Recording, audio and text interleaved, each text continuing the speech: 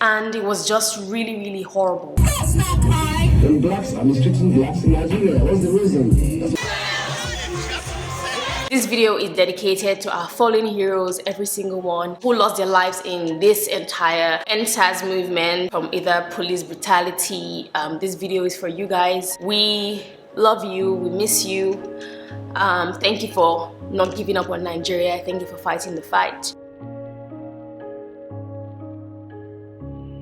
Hey guys, welcome back to my channel. This is Dodos and this is going to be a very unusual video. This is your first time here, welcome. I'm a beauty and lifestyle creator from Lagos, Nigeria. This video is going to be very different from my usual videos, and as much as I want to share like interesting, fun, beauty content, I also want to be able to have like real conversations with you guys, my gang.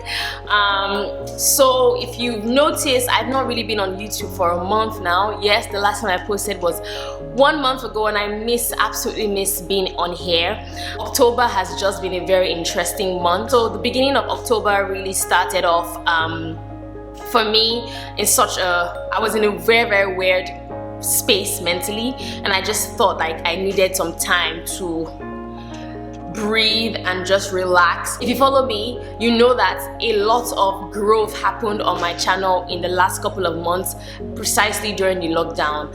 And I was working all through, even if yes, I was home during the lockdown, I was constantly creating content, and I didn't even realize I had burnt out and I was already tired until I just started to see like physical signs of me just being stressed and tired. And so I thought, okay, I was going to take 2 weeks off in October to just relax, re-strategize, and come back with a bang and like in full force. But then a lot is still happening. Okay, so let me just get into like the entire point of this video. If you don't know what's going on in Nigeria right now, there's something that kind of like what is been happening in Nigeria in the last couple of years, I think since 2014 or 15, and there's a body called SARS, Special Anti-Robbery Squad or something, and the government set up this body, which was kind of like a unit of police force or something,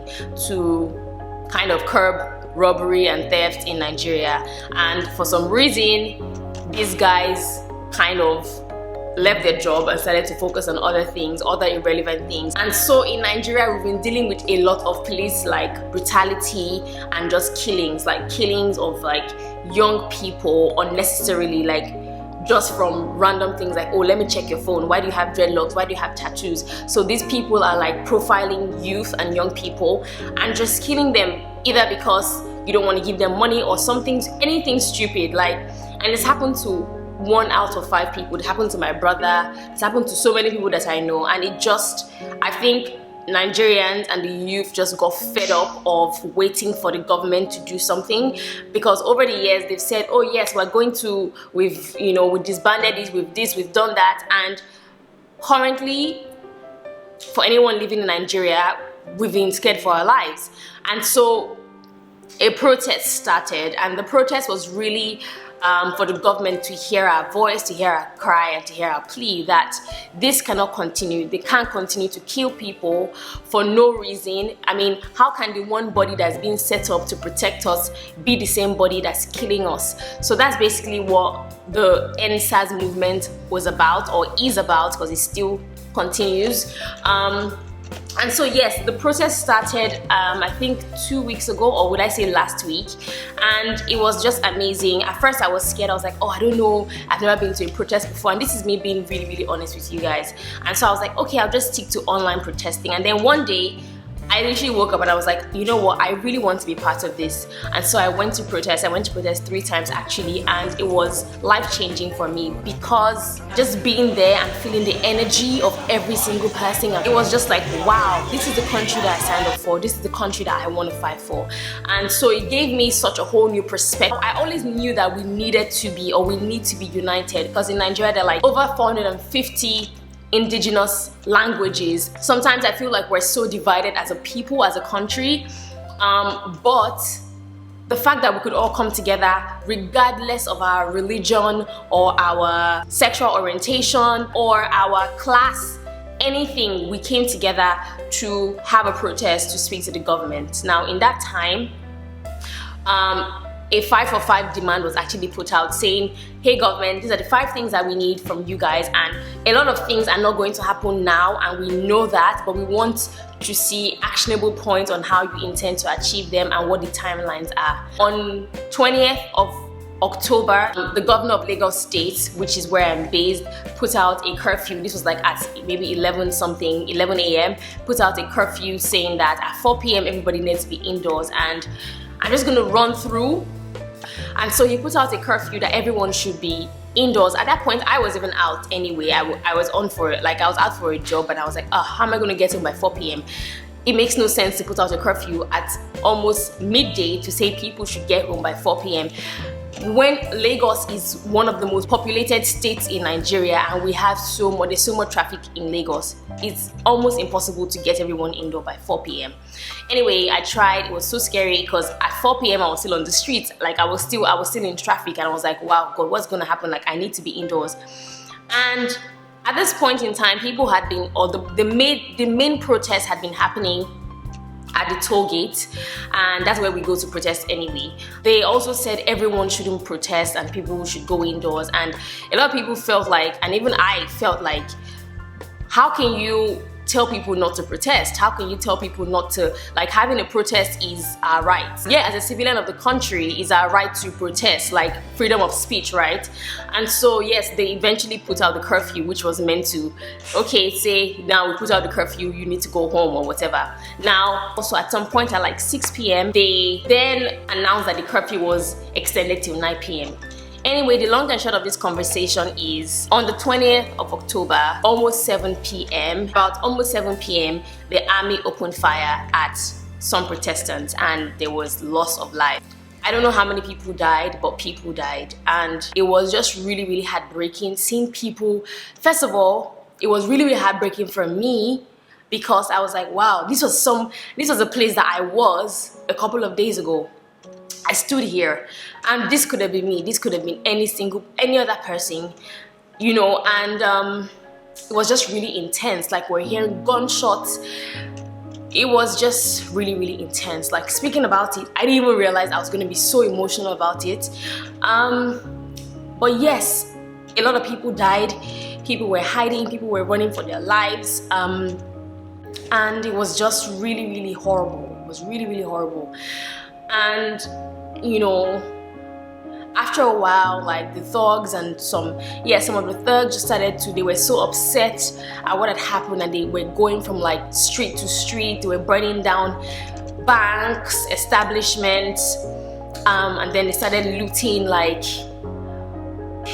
restaurants, and not even restaurants, they started looting like supermarkets and shops and stuff like that. And this was happening in Lekki Phase 1, where I stay. I have not been able to sleep for the past 3 days. I'm constantly looking outside my window like, wow, what's gonna happen next? It's literally been us and God. And it's even more scary for me because my husband is not around, like he's out of the country, and I had to stay in my friend's house. And even at that, like, nobody feels safe. Everyone is just like, wow, what's going on? It literally feels like a war. Like, it feels like the apocalypse. Like, it feels like a movie. It feels like that this has never happened before. And so it's just like, wow, one moment we're trying to catch our breath from the whole pandemic, and now it's not even like it's like there's something worse than the pandemic killing us in Nigeria, and that's police. And we're trying to speak up, and then we're still getting killed. And it's just like, wow, what are we really fighting for? Like, it almost feels like there's no hope, and all hope has been lost. And so today I just thought, you know what, I'm going to do this video and tell you guys about my truth, my reality, what's going on around me, what's going on in my country, and to just plead with every single one of you to pray for us in Nigeria. Put us in your prayers, because at this point it is obvious that this is not even a physical fight. Like, I don't know what to do. A lot of us don't know what to do. We've never been in this situation before. I just know that a lot of us want a revolution. We want things to change. We're tired of the system. We're tired of the country that just does not care for its people, and we want more. We still want more, and that's the reason why we're still asking for the government to listen to us and to basically give us the reassurance that they have our backs, because right now it really feels like we've been fighting for nothing. It feels like people have lost their siblings, their brothers, their sisters for nothing, our brothers and our sisters for nothing, and I don't want that to be the case. Now, a lot of this has really like put fire in our veins to for the election that's going to come out in 2023.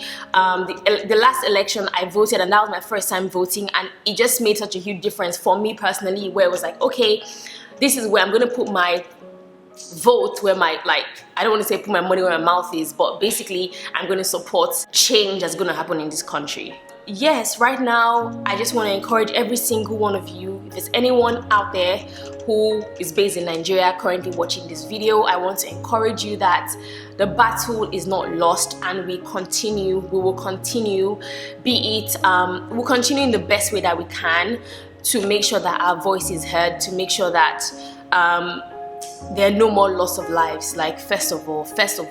So I want to appeal to every single one of you. They've put out another curfew for 72 hours, and I want to appeal to every single one of you. Please stay indoors, please stay safe, just continue to pray.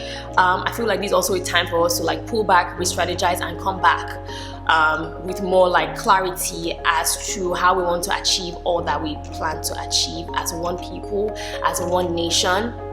And so yes, I just really want to say, please don't give up on Nigeria. I know that right now there's just so much negativity in the air of how the country is going to split, how the country is this, how that, how there's a war, how if the UN comes in, just so many things. And I just want to say, don't give up.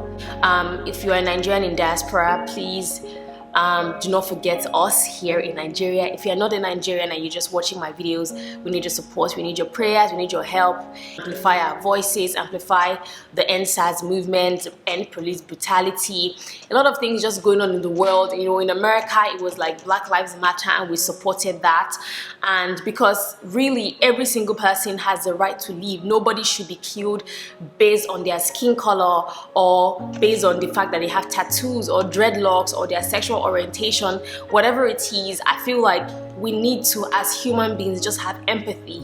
And when empathy is lost, when you can't see someone and kind of like empathize with their situation, or see someone and be like, wow, even if I don't understand this person, they have a right to live, you know, or they have a right for their opinion,